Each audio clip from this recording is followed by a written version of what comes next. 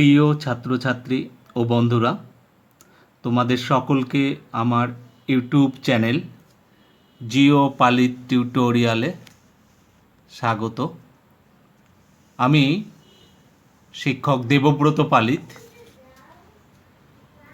আজ আমি তোমাদের আলোচনা করব, তোমরা যারা দ্বাদশ শ্রেণীতে পড়ছো, তোমাদের ভূগোল বিষয়ের যে প্রাথমিক অর্থনৈতিক ক্রিয়াকলাপ কৃষি অধ্যায়টি আছে, এই অধ্যায় থেকে একটি খুবই গুরুত্বপূর্ণ কোশ্চেন, আর্দ্র কৃষি ও শুষ্ক কৃষির মধ্যে পার্থক্য।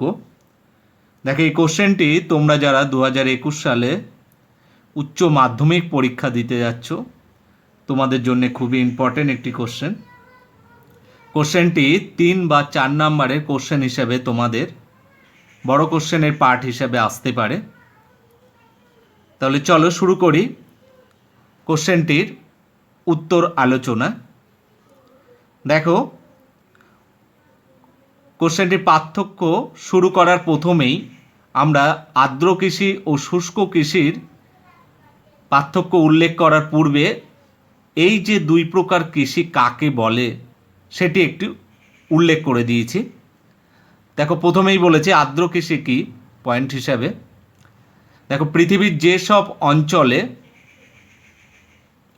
নিয়মিত ও পর্যাপ্ত বৃষ্টিপাত হয়, সেই সব অঞ্চলে জলসেচ ছাড়াই কেবলমাত্র বৃষ্টিপাতের উপর নির্ভর করে যে কৃষিকাজ করা হয় তাকে আমরা আর্দ্র কৃষি বলে থাকি। অন্যদিকে দেখো, শুষ্ক কৃষি কাকে বলে? পৃথিবীর যেসব অঞ্চলে বছরে 50 সেমির কম বৃষ্টিপাত হয় এবং জলসেচের কোনো সুবিধা নেই, সেখানে সামান্য বৃষ্টিপাতের উপর নির্ভর করে যে খরা সহ্যকারী ফসল চাষ করা হয় তাকে আমরা শুষ্ক কৃষি বললাম। তাহলে আমরা কি দেখলাম না, জলসেচ ছাড়াই কেবলমাত্র বৃষ্টিপাতের উপর নির্ভর করে যে কৃষিকাজ করা হয় তাকে আমরা বলছি আর্দ্র কৃষি, এবং যেখানে বৃষ্টিপাত খুবই কম, 50 সেন্টিমিটার কম, এবং জলসেচের কোনো সুবিধাও নেই, সেরূপ অঞ্চলে যে সামান্য বৃষ্টিপাত হয় তার উপর নির্ভর করে যে খরা সহ্যকারী ফসল চাষ করা হচ্ছে তাকে আমরা শুষ্ক কৃষি বলছি। এবার এই যে দুই প্রকার কৃষি, এদের মধ্যে আমরা একটি ছকের মাধ্যমে দেখো পার্থক্যটি তুলে ধরেছি। বাম সাইডে পার্থক্যের সংখ্যা, তারপরে দেখো পার্থক্যের বিষয়গুলি উল্লেখ করেছি বাম সাইডে, পরে এই ঘরে আমরা আর্দ্র কৃষি এবং ডান সাইডে শুষ্ক কৃষি পার্থক্যগুলি উল্লেখ করেছি। প্রথম যে বিষয়টি আমরা পার্থক্য আলোচনা করব সেটি হলো জলবায়ু অঞ্চল। দেখো, নিরক্ষীয় মৌসুমী জলবায়ু অঞ্চলে এই আর্দ্র কৃষি পরিলক্ষিত হয়। অন্যদিকে শুষ্ক কৃষি কোথায় পরিলক্ষিত হয় না, মরুপ্রায় বা মহাদেশীয় জলবায়ু অঞ্চলে এই শুষ্ক কৃষি লক্ষ্য করা যায়। 2 নম্বর বিষয় কি, বৃষ্টিপাত। আর্দ্র কৃষিতে বার্ষিক 100 সেমির বৃষ্টিপাত প্রয়োজন হয়, অন্যদিকে শুষ্ক কৃষিতে বার্ষিক 50 সেমির কম বৃষ্টি অঞ্চলে শুষ্ক কৃষি দেখা যায়। নেক্সট যে বিষয় দেখো, শস্যের সংখ্যা। বার্ষিক বৃষ্টি অনুযায়ী এক বা দ্বিফসলি চাষ করা হয় এই আর্দ্র কৃষিতে। অন্যদিকে শুষ্ক কৃষিতে সামান্য বৃষ্টিপাতের জন্য এখানে কেবলমাত্র এক ফসলই চাষ করা হয়। উৎপাদিত ফসল কি কি? দেখো, আর্দ্র কৃষির উৎপাদিত ফসল ধান, পাট, ইক্ষু, চা, রাবার প্রভৃতি। অন্যদিকে শুষ্ক কৃষির উৎপাদিত ফসল গম, ভুট্টা, মিলেট, ডাল প্রভৃতি শস্য। উৎপাদন হার দেখো, উৎপাদন হার হেক্টর প্রতি আর্দ্র কৃষিতে ফসল উৎপাদন হার অনেক বেশি, অন্যদিকে শুষ্ক কৃষিতে হেক্টর প্রতি ফসল উৎপাদন অনেক কম। জল সংরক্ষণ 6 নম্বর। দেখো, আর্দ্র কৃষিতে জল সংরক্ষণের কোনো প্রয়োজন হয় না। অন্যদিকে কি, শুষ্ক কৃষিতে কিন্তু জল সংরক্ষণের বিভিন্ন ব্যবস্থা থাকে বা প্রয়োজন হয়।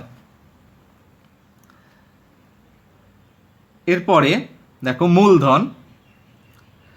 আর্দ্র কৃষিতে মূলধনের বিনিয়োগ কম হয়, অন্যদিকে শুষ্ক কৃষিতে কিন্তু মূলধনের বিনিয়োগ অপেক্ষাকৃত অনেক বেশি। অবস্থান দেখো, আর্দ্র কৃষি কোথায় দেখতে পাওয়া যায় না, দক্ষিণ পূর্ব এশিয়ার Bharat, Bangladesh, Myanmar, Indonesia, Malaysia প্রভৃতি বৃষ্টিবহুল অঞ্চলে এই আর্দ্র কৃষি কিন্তু খুব ভালো পরিলক্ষিত হয়। অন্যদিকে উত্তর পশ্চিম ভারত, পশ্চিম আমেরিকা যুক্তরাষ্ট্র, দক্ষিণ আফ্রিকার শুষ্ক মালভূমি, মধ্য এশিয়া ও অস্ট্রেলিয়ায় কিন্তু এই শুষ্ক কৃষি পরিলক্ষিত হয়। নিচে সবশেষে আমরা 9 নম্বরে একটি চিত্রগত পার্থক্য দেখো, একটি মানচিত্রে উভয় কৃষির উৎপাদক অঞ্চল দুটি কালার বা শেডের মাধ্যমে আমরা উল্লেখ করে দিয়েছি।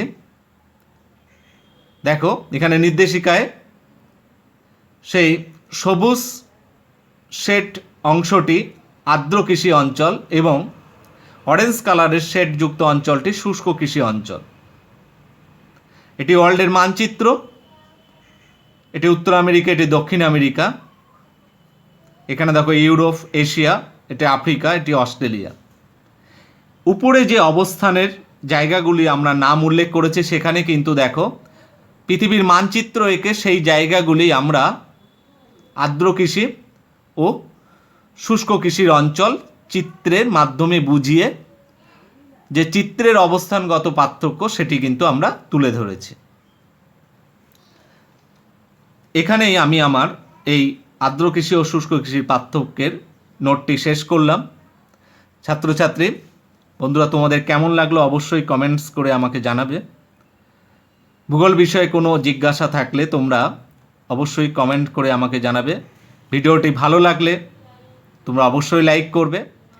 সেই সঙ্গে তোমরা যারা উচ্চ মাধ্যমিক পরীক্ষা দিতে যাচ্ছ 2021 সালে, তোমাদের সাজেশানের সমস্ত প্রশ্নের উত্তর বা নোট বা বেস্ট অ্যান্সার কিন্তু তোমরা আমার এই চ্যানেল থেকে পেয়ে যাবে। তাই আমার এই চ্যানেলটি এখনই তোমরা সাবস্ক্রাইব করে রাখো, তাহলে কিন্তু সমস্ত প্রশ্নের উত্তর তোমরা আমার এই চ্যানেল থেকে পেয়ে যাবে। তাই দেরি না করে এখনই সাবস্ক্রাইব করে আমার সঙ্গে থাকো। আর তোমরা কিন্তু তোমাদের বন্ধুদের মাঝে প্রচুর শেয়ার করবে যাতে সকলে এই ভিডিওটি দেখতে পায়। ওকে, বাই।